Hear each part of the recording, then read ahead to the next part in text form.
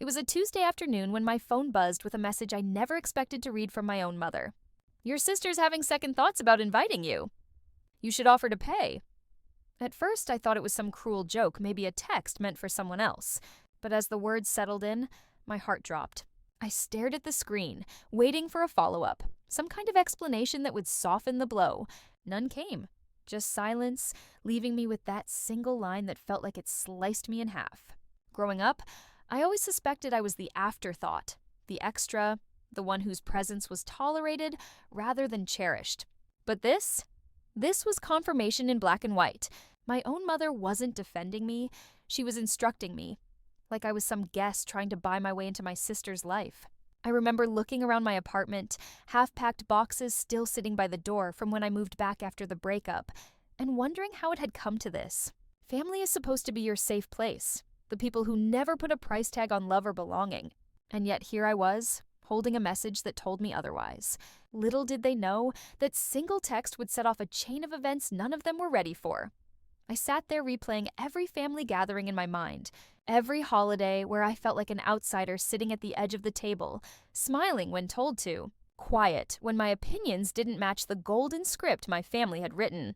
My sister, the star, the one who could do no wrong, always received applause for the simplest things. Her cookies, her career choices, her ability to walk into a room and demand attention without even trying.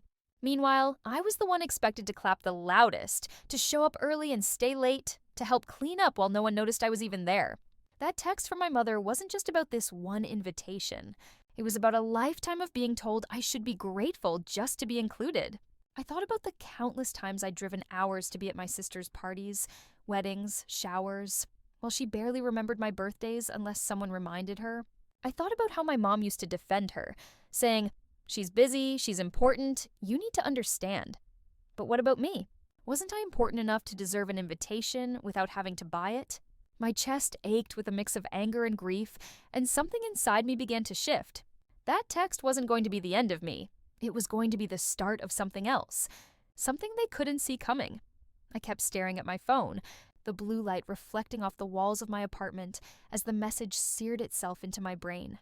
I wanted to scream, to call her immediately and demand an explanation. But instead, I just sat there frozen because deep down, I already knew the explanation. This wasn't new. This was just the first time it had been spelled out so bluntly. I thought back to when I was 12, sitting in the back seat of the car on the way to my sister's dance recital. She had the front seat, of course, because my mom said she needed the space for her dress, while I was crammed against the window with her extra shoes and makeup bag pressing into my lap. When the recital was over, my parents carried flowers for her, a huge bouquet that nearly hid her entire face as she posed for pictures. For me, not even a pat on the shoulder for sitting quietly through 3 hours of performances. That was always the way of things. My sister's achievements were celebrated like national holidays, while my efforts disappeared into silence. Even when I graduated college, something no one in our family had done before, my mom told me my sister couldn't make it, because she had an early meeting the next day. I was handed a small card with $50 inside and told I should understand. But when my sister graduated, they rented a banquet hall, invited 50 people, and made speeches about how she was the future of the family. I remember standing in the back with a plastic cup of punch, smiling until my cheeks hurt, clapping until my hands stung, and wondering if anyone would ever notice me. And now, years later, the same message played on repeat. If you want to belong, you have to pay for it. The bitterness hit me harder than I expected, because I realized how many times I had already paid, just not with money. I had paid with my silence, with my time, with my patience, with the endless willingness to set aside my own needs so no one else would feel inconvenienced. And suddenly, sitting there, I understood that what my mother was asking for wasn't new. She was just finally putting a dollar sign on what they'd always demanded from me. My chest burned as I thought about the wedding invitation I hadn't even received yet, the celebration I wasn't truly welcome at unless I could prove myself useful. I imagined walking into that room, the looks on their faces if I didn't fit their idea of who I should be. Quiet, helpful, invisible. And something inside me hardened. If they thought I was going to beg for a place at that table, they were wrong. I wasn't the scared little girl sitting in the back seat anymore. This time, I was going to show them exactly what it looked like when the afterthought stopped playing along. That night, I couldn't sleep. I lay in bed staring at the ceiling, the glow of the street lamp slicing through the blinds, painting lines across my room like bars of a cage. Every memory rushed back in relentless waves, each one confirming the same truth I had refused to admit for years. My family never saw me as equal, never even tried. My sister was their trophy, their shining example, while I was the backup, the filler, the one who existed to make her light seem brighter. I remembered the Christmas mornings when she always had the biggest pile of presents under the tree. My parents would sit there beaming as she tore open box after box, squealing with delight at every expensive gift, while I unwrapped sweaters that didn't fit and books I had already read. I remembered birthdays where I begged them to let me invite a few friends, only to be told it was too much trouble, and then watching them throw my sister elaborate sweet 16s and lavish parties where I was expected to serve punch and clean up afterward. Even when I got engaged, I thought maybe, just maybe, it would be my turn to shine. But my mom spent more time helping my sister pick a dress for the event than she did talking to me about my own wedding plans. When the marriage fell apart and I moved back into town, the whispers started. My mom's friends looked at me with pity, like I was the failed daughter, the one who didn't live up to the family's reputation. Meanwhile, my sister posted vacation photos from Italy, her new fiancé's hand in hers, the comments flooding in about how perfect she was, how lucky she was, how she was the pride of the family. And my mother? She would repost them, bragging about how blessed she was to have such an accomplished daughter. Not daughters, just her, always her. So when that text came, telling me to offer to pay, it wasn't just about the money. It was about them making me kneel once again, to prove that I deserved to stand in the background of her big day. My hands trembled as I scrolled through my phone, looking at the bank account I had carefully rebuilt after my divorce. They didn't know what sacrifices I had made to get there. The late nights freelancing, the weekends I skipped meals just to make sure I could pay rent, the countless humiliations I endured to keep myself afloat. And now they wanted me to hand over money like it was some entrance fee to a life I had never truly been invited into. The more I thought about it, the angrier I became. My chest felt tight, my breath shallow, and I realized that if I kept letting them treat me this way, I'd be living the rest of my life begging for scraps of affection. I grabbed a notebook and pen and started writing. Every memory, every slight, every time I was pushed aside. The list grew longer and longer until the pages blurred with my tears. But when I was done, I felt something I hadn't felt in years. Clarity. They wanted me to pay to be there, but I was done paying. If they wanted a transaction, I would show them just how expensive my presence really was. The next morning, I woke up with a pounding headache, but a mind sharper than it had ever been. I reread the text from my mom, the words now burned into me like a scar. And instead of crying, I felt a strange calm settle in. For once, I wasn't going to respond right away, wasn't going to send a desperate reply begging for clarity. Instead, I let the silence speak. And as I made coffee, I thought about how silence had always been my weapon. They expected me to fill every gap with apologies, excuses, or cheerful compliance. But this time, I would give them nothing. My phone buzzed again around noon. Another message from my mom. "Well, are you going to offer? I told her you would." The audacity of it nearly made me laugh out loud. She had already promised on my behalf, like I was her puppet to control. My fingers hovered over the screen, itching to type something sharp, but I stopped myself. Not yet. I needed to be strategic. That was the moment I decided I wasn't just going to attend this wedding on their terms. I was going to turn the entire event into a stage where the truth finally broke free. I thought about my sister walking down the aisle, the perfect image she had crafted for everyone to admire. I thought about my mother beaming with pride, pretending she had raised the perfect family, hiding the cracks behind forced smiles.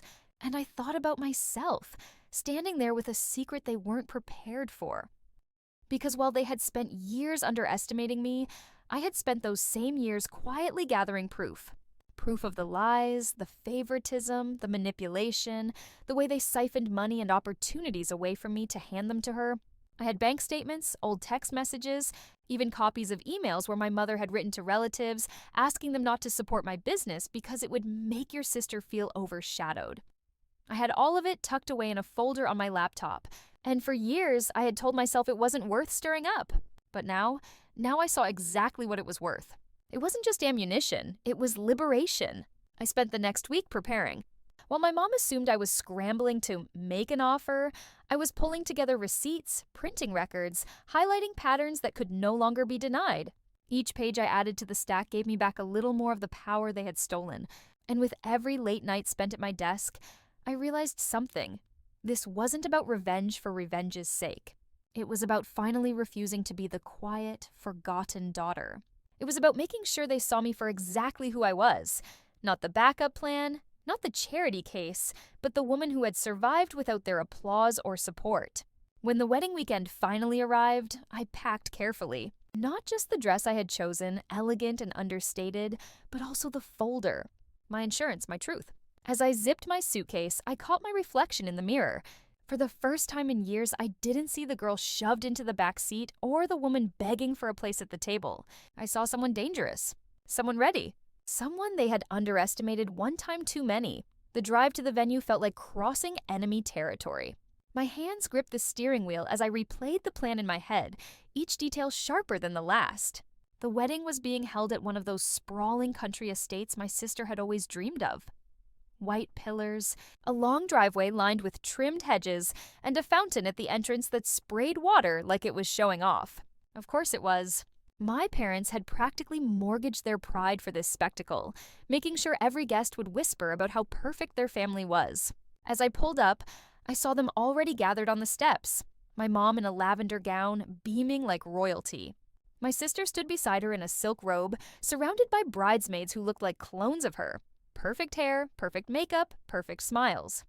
No one noticed me at first, which was exactly how it had always been. I slipped through the crowd, the weight of the folder in my bag grounding me like armor. Inside, the air smelled of roses and champagne, the table set with gold-rimmed plates and towering centerpieces. It was the kind of wedding you saw in magazines, the kind people went into debt for, and all I could think was, this was the price of my silence. My mom finally spotted me and rushed over, her voice low but sharp. "Did you bring it? Tell me you're covering part of the cost. We can't have any drama today." The gall of it nearly made me choke. She didn't ask how I was. She didn't even say she was glad I came. All she wanted to know was if I had paid my way in. I smiled at her, a calm, practiced smile that must have unsettled her because she frowned. "We'll talk later," I said, brushing past her and heading to my seat. I sat there watching the guests arrive, hearing the murmurs of admiration, the comments about how stunning my sister looked, how incredible the venue was. Not one person asked about me, not one even glanced in my direction. And yet I felt something shift inside me. Not sadness this time, but power. Because they had no idea what I was holding. They had no clue that the very foundation of their perfect facade was about to crack. As the ceremony began, I watched my sister glide down the aisle, her dress shimmering under the afternoon sun, her fiancé beaming at her like she was a goddess. Everyone stood, clapping, tears glistening in their eyes. It was the image of perfection, the culmination of every way they had chosen her over me. And as the vows echoed, as the applause thundered, I touched the folder in my bag and whispered to myself, not anymore. The reception was where everything began to unravel. The music was loud, the champagne never stopped flowing, and guests swarmed my sister like bees to honey. She laughed in that practiced way of hers, tilting her head just enough for the photographers to capture her natural joy. My mother hovered close by, introducing her to distant relatives, co-workers, anyone who could add to the glow of the evening. I sat at a corner table watching it all unfold like a spectator at a play I'd seen too many times. No one noticed me, again. Plates of food passed by, champagne glasses clinked, and I remained invisible, just as they wanted. But invisibility has its advantages. I could observe. I could plan. And when the moment came, no one would see it coming. It started with a speech. The best man toasted the couple, gushing about their love story and their bright future. Then my father stood, clearing his throat, his glass raised high. He talked about how proud he was of his daughter, how she had always been destined for greatness, how this marriage was proof of the life she deserved. His voice caught with emotion and the crowd applauded loudly. Not once did he glance at me. Not once did he acknowledge I was even part of this family. My blood boiled as the applause washed over the room. That was my cue. I stood slowly, the scrape of my chair pulling a few eyes toward me. My heart pounded, but my face was calm, my movements deliberate. I lifted my own glass. "Since we're all sharing what we're proud of," I said, my voice cutting clean through the music and chatter. "I'd like to offer a toast, too." Heads turned. My mother stiffened, her eyes narrowing. My sister gave a tight smile, as if tolerating an interruption from the help. But I wasn't their servant anymore. I held up the glass, then set it down on the table. From my bag, I pulled out the folder. The thick stack of papers hit the table with a satisfying thud. A murmur spread through the room. "This," I said, placing a hand on the folder, "is my toast." Gasps rippled as I opened it and lifted the first page high enough for everyone to see. Emails from my mother, asking relatives not to support me because it might upset my sister. Bank statements showing money siphoned for her expenses while I was left struggling. Messages where I was told I should pay my way into family events. My mother's face drained of color, my sister's mouth opened in horror, and the room fell into stunned silence. I didn't yell. I didn't cry. My voice was steady, calm, almost too calm. "You wanted me to pay to be here?" I said, my eyes locking on my mother's. "But the truth is, you've been making me pay all along. With my time, with my dignity, with my silence. Tonight, I'm done paying." I dropped the page back into the folder, closed it, and pushed it into the center of the table. Anyone who wants to know the truth, it's all right here. I'm not hiding anymore. Then I sat back down, lifted my glass, and took a slow sip. The silence was deafening, broken only by the shuffle of guests shifting uncomfortably in their seats. My sister looked as though the ground had disappeared beneath her, her perfect night shattered in front of everyone she had hoped to impress. My mother opened her mouth as if to scold me, but no words came out. For once, she had nothing, and in that silence, I felt something powerful wash over me, relief. For the first time in my life, I wasn't invisible. I wasn't the afterthought. I was undeniable. The chaos began almost instantly after I sat back down. A ripple of whispers spread through the tables, guests leaning toward one another, eyes darting between me, my sister, and my mother. Someone reached for the folder, hesitated, then pulled it open. Pages flipped, and the silence cracked into murmurs of disbelief. "Is this real?" I heard one woman whisper. "Did her mom really do this?" Another man frowned, holding up a printout of the email where my mother had begged relatives not to support my business. My father's face flushed red as he stammered, "This is wildly inappropriate." But the words barely left his mouth before a guest snapped back, "What's inappropriate is treating one daughter like she's disposable."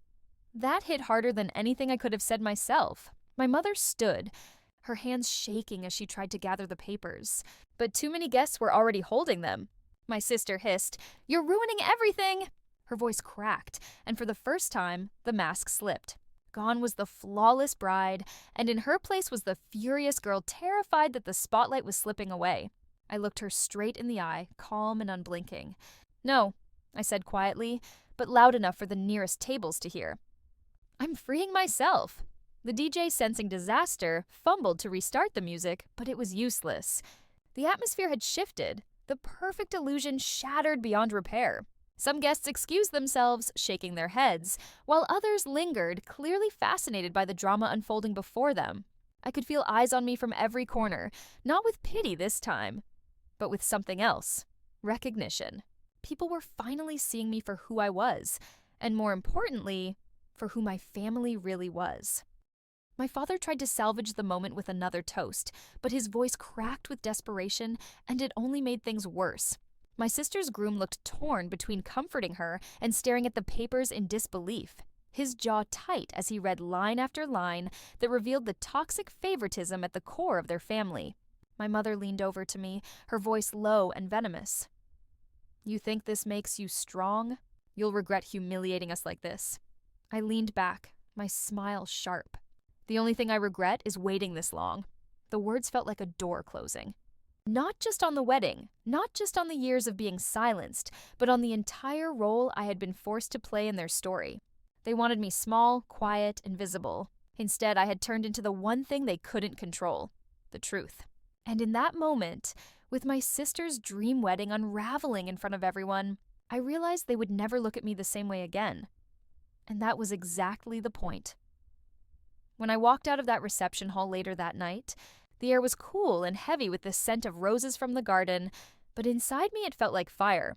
I had expected screaming, maybe even someone grabbing my arm, dragging me out, but the opposite happened. No one dared touch me.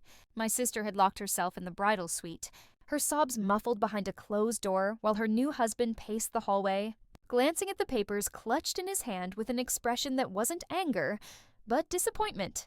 He had loved the idea of marrying into a perfect family. Now he knew he had walked into something rotten. My father slumped into a chair by the bar, downing whiskey after whiskey as if that could drown out the truth that had finally spilled into the open. And my mother? She followed me to the exit, her heels clacking against the marble, her voice trembling in a way I had never heard before.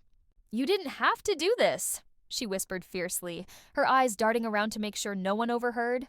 "We could have handled this privately." I stopped at the door, turning to face her. For once she looked small, not the commanding matriarch I had grown up fearing, but a woman desperately trying to hold together a house of cards that was collapsing in front of her. "Privately," I said softly, but every word was like glass. "You never gave me the dignity of privacy when you tore me down. You humiliated me with every excuse, every dismissal, every time you made me invisible. Tonight I just returned the favor." Her lips parted as if she wanted to spit venom, but nothing came out. She knew I was right. She knew that no amount of spin could undo what those guests had seen with their own eyes. I stepped outside into the night, the sound of music still echoing faintly behind me, but it felt distant now, like a dream I had finally woken up from. For the first time in my life, I wasn't dragging the weight of their approval behind me. I was free. Over the next days, the fallout was brutal. Family friends called me privately, some offering apologies for never noticing how lopsided things had been, others confessing they had always suspected something but hadn't wanted to interfere. My sister tried to downplay it on social media, posting carefully curated photos of the wedding with captions about a perfect night. But the comments told a different story. People asked why guests were leaving early, why the bride had been spotted crying in the corner, why there were whispers about favoritism and betrayal.